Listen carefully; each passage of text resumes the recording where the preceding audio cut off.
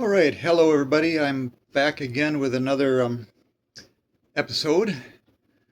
I originally wrote this on Substack. That is Junkyard Theologian, 2 words, /Substack. You can look it up.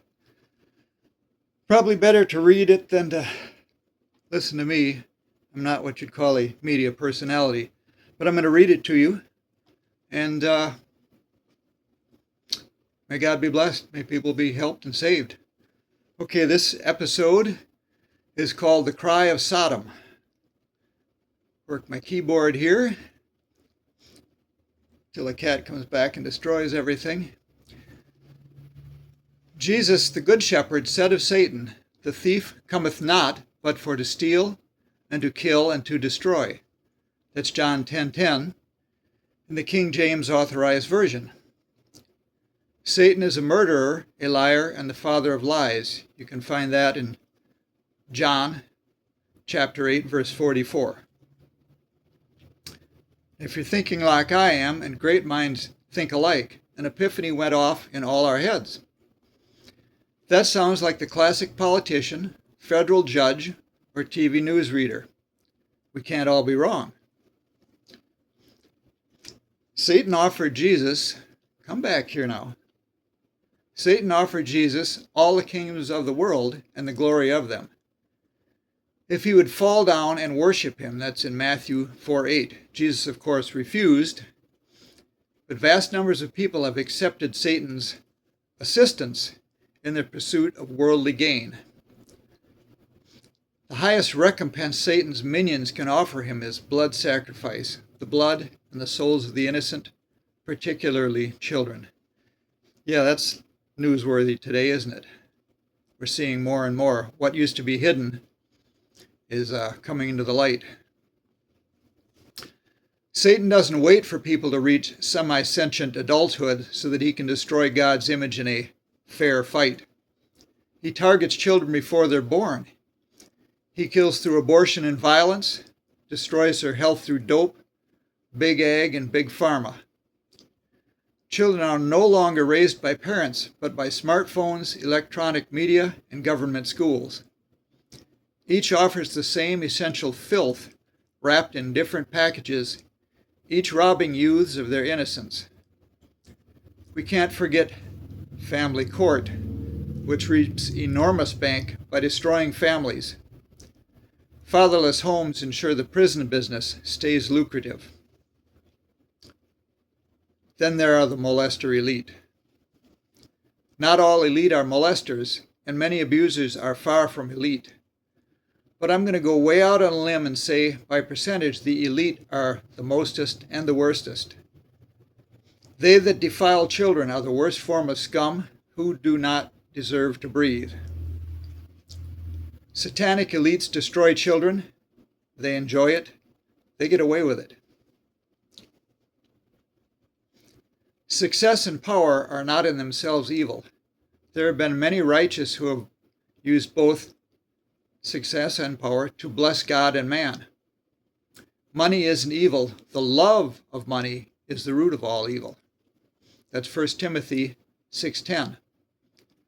But few walk the narrow way. That's Matthew 7:14. Satan is pleased to offer his servants their lusts. Payback always comes at the cost of souls. Blackmail ensures silence and compliance. Satan opens not the house of his prisoners, Isaiah 14:17. Now you make a deal with the devil, he does not want to let you go. He'll be calling the shots and you won't like it. Never works out for good. Scripture records God's judgments on those who sacrifice their children to Baal and Moloch in return for demonic blessing. God destroyed Sodom and Gomorrah with fire and brimstone for their abomination, rape, and abuse. That's Genesis chapters 18 through 19:25, and Ezekiel 16:49 through 50. The remains of Sodom, which you can see today, you can visit it, show evidence of extreme heat, non-volcanic. One can harvest balls of sulfur nearly pure after thousands of years. They didn't have the Bible, we do. Pagan history across the globe is rife with prostitution, both monetary and cultic. Both are legal in many places today, especially in the Islamic world where muta, temporary marriage, is a legitimate means of pleasure and profit. Boys have been abused historically under the guise of making men out of them or preparing them for war. Sodomy was virtuous as long as it was an act of dominance in ancient Greece and Rome. And you guessed it, Islam. Man Love Thursday is a real thing in today's Muslim world, and a young boy's first sexual experience often comes at the hands of a male relative. Islamic paradise is a bisexual orgy. There are, of course, the well-known virgins. That's Quran 44:54, 52:20, 55:56, 56:22. That's from Usama Daktak's Generous Quran. The number 72 virgins being added later in the Hadith. And beautiful young boys, Quran 52:24, 56:11 through 23, 76:19 through 22. It wasn't Muhammad's dominance when the Prophet was being ridden all night by the disgusting men of El Zut in the presence of his terrified companion Abdullah ibn Masud. You should check out historian Raymond Ibrahim for the whole sordid account. He's got a lot of good things. Raymond Ibrahim. Muslim men may diddy their wives or whatever their right hand possesses. That's Quran 4:3, 4:24, 23:6, 33:50, 70:29. And there is no age limit. That's Quran 65:4. World War II era Germany was the most homosexual nation in Europe. The Free Corps was notorious, while the Hitler Youth was derisively known as the Homo Youth. Little more than aggressive butch homosexuality was required for leadership in a Nazi terror gang, the Brown Shirts. Nazi leadership preferred sodomite criminal savages without family attachments or morals that they could blackmail and unleash on opponents. Leaders were often married as they were expected to produce offspring for the master race.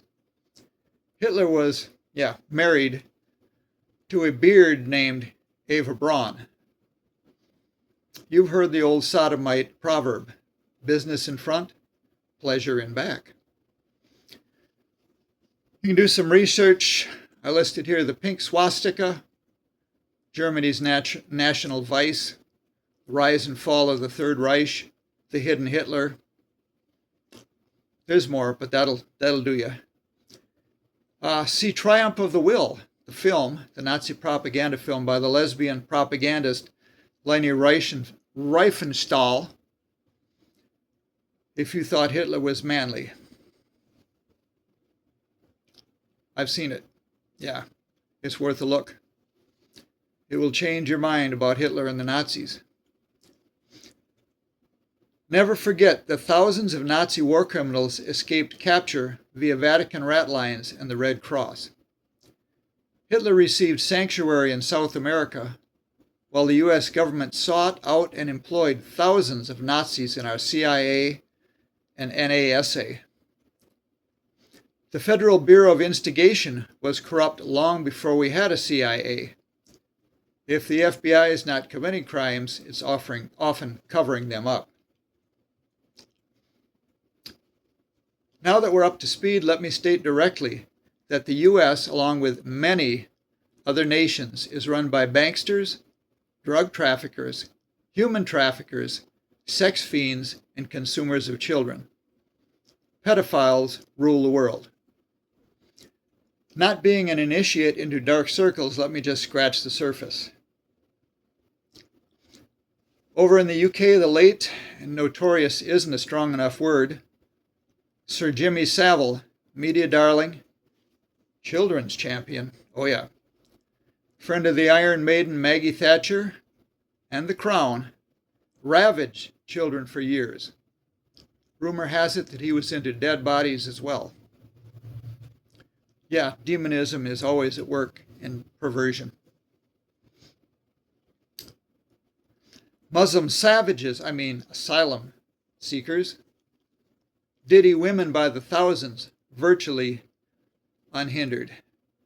Complain and the English bobbies may arrest you. Post something online, they may arrest you. My, what a fascist state. Hollywood's been a sordid mess for over a century, and only a handful of perverts and killers have ever met with earthly justice. The Diddy arrest and conviction. Big-time cover-ups. The FBI scooped up all the evidence, and Diddy was tried on minor charges. The molester elite are safe for now. Toe the line and don't break ranks. Epstein didn't kill himself, no matter how unconvincingly the FBI lies to us. The FBI, of course, hoovered up the evidence, but there are many the Department of Injustice, that's the DOJ, should be questioning. Here's a few. Leon Black, Sarah Kellner, Peggy Siegel, the Clintons, Bill Barr, and billionaire Epstein's sugar daddy, Les Wexner. Wexner has an enormous estate near Columbus, Ohio.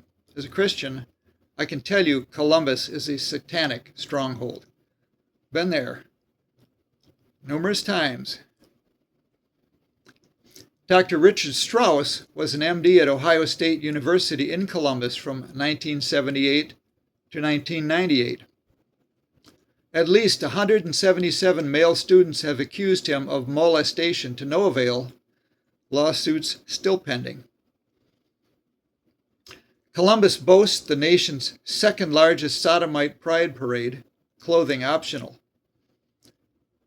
I attended the event as a Christian street preacher. Got a lot of witnessing in there, but I wanted to take a week-long shower after I left. I was not surprised to see that a huge number of festival goers were OSU students. I know this because they talked to me. But after the parade, they'd all get on their little scooters and they head straight back up the road to OSU.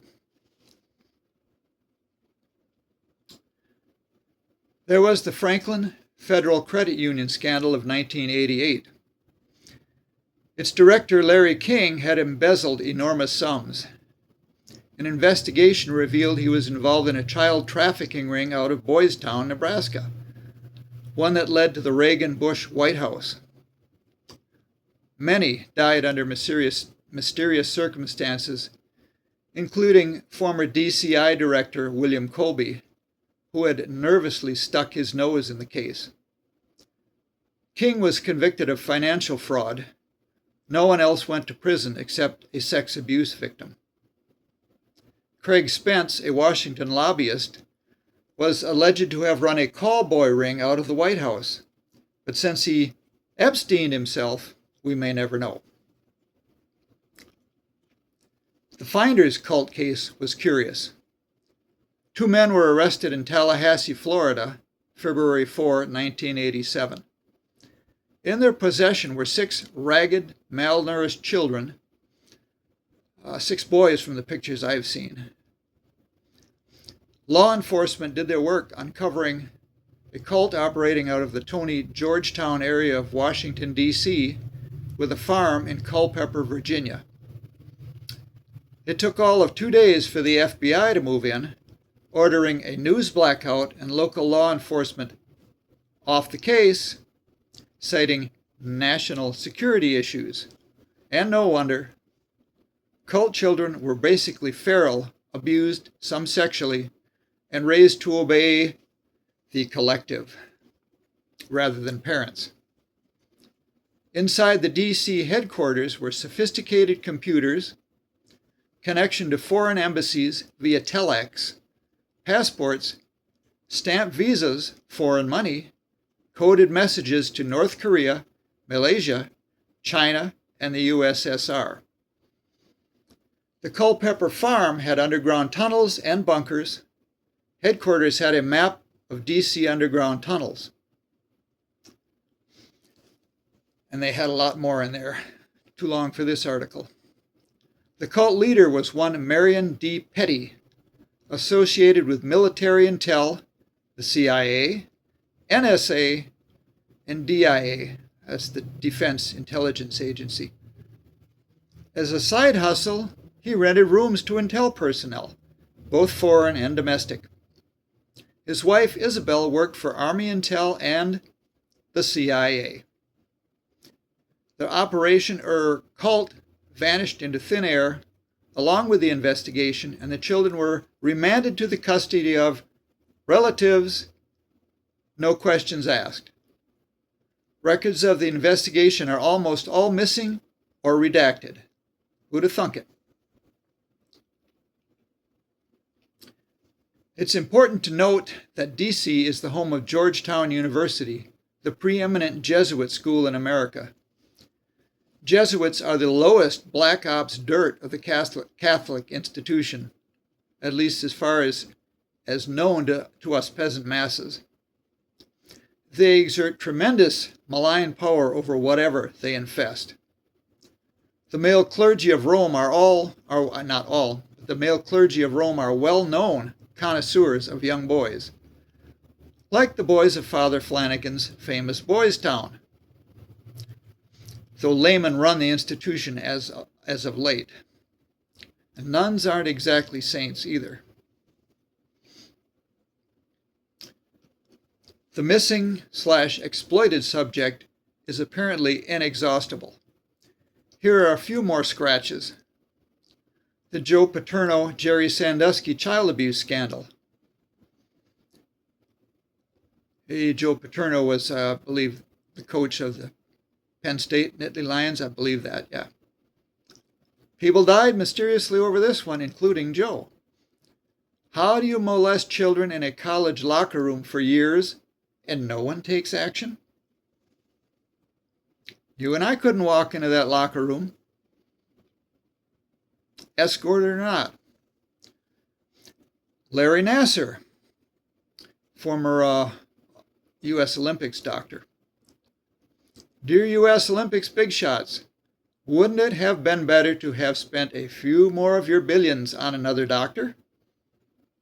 A male doctor for male patients and a female for females. Weirdos need not apply. No doctor works alone without a witness. Can we even broach the subject given that woke perverts rule America with limp, autocratic fists? Hundreds of thousands of children vanish every year from Child Protective Services. Are they all successful runaways? How far can most runaways get without money, skills, transportation? Do they all decide to work street corners where police can simply pick them up? I've lived and worked in big cities extensively, and I've never seen unaccompanied minors dotting the landscape. And how do you escape a small town miles from nowhere without anyone noticing? Over 320,000 illegal immigrant, that's invader children, disappeared between 2018 and 2023. If the government turned them over to known relatives and guardians, why don't we know where they are? It's clear to me that children are exploited on a grand scale, and it comes from the top down, even above our federal government. The Vatican, check it out in Revelation chapters 17 through 18 in your old King James Bible. Global banksters, evil families in direct communication with the powers of hell itself. For we wrestle not against flesh and blood, but against principalities, against powers, against the rulers of the darkness of this world, against spiritual wickedness in high places. That's Ephesians 6:12. These powers have placed most of our leaders in their positions. Remember what Satan offered Jesus? For there he is to give, he said. And Jesus didn't say he was lying. They are compromised by such wicked acts that they can never break ranks. Their deeds can never see the light of day. The god of this world, Satan, that's in 2 Corinthians 4:4, runs our institutions. Politicians, judges, clergy, influencers, law enforcement, you name it. People cannot be exploited like this without a coordinated effort of total commitment from the top down to the local level. Much has to occur underground where kids can't cry for help, jump out a window, car, etc. You know, teenagers are pretty good at escaping if they want to, and they can't. Beware of charitable organizations. They may provide charity, but they can easily identify people that can be disappeared without anyone noticing or caring. Don't ask how I've come to this conclusion. Not yet, at least. Mr. President, you have made promises that God-fearing people voted for. We cannot coexist with these monsters. They cannot breathe the Lord's air or walk his earth. God has declared, if thou forbear to deliver them that are drawn unto death, and those that are ready to be slain. If thou sayest, behold, we knew it not, doth not he that pondereth the heart consider it? And he that keepeth thy soul, doth he not know it? And shall not he render to every man according to his works? That's Proverbs 24, verse 11 through 12. And finally, if my people, which are called by my name, shall humble themselves, and pray, and seek my face, and turn from their wicked ways, then will I hear from heaven, and will forgive their sin, and will heal their land. That's in 2 Chronicles 7:14. And I want to add that everybody that goes to church has heard this verse numerous times. When the scripture talks about humble themselves and pray and seek my face and turn from their wicked ways, that means a thorough going over. It means a serious deep dive. It means every day, Lord, where am I wrong? What have I done wrong? Who do I have to forgive? Who do I have to ask forgiveness from? What do I have to make right? What in my life doesn't belong there? I turn it over to you. I don't want it anymore. Okay? It's not a couple minutes. It's not a trip to church once a week. It's a deep dive into your life, going way back and getting it all cleaned up. All right.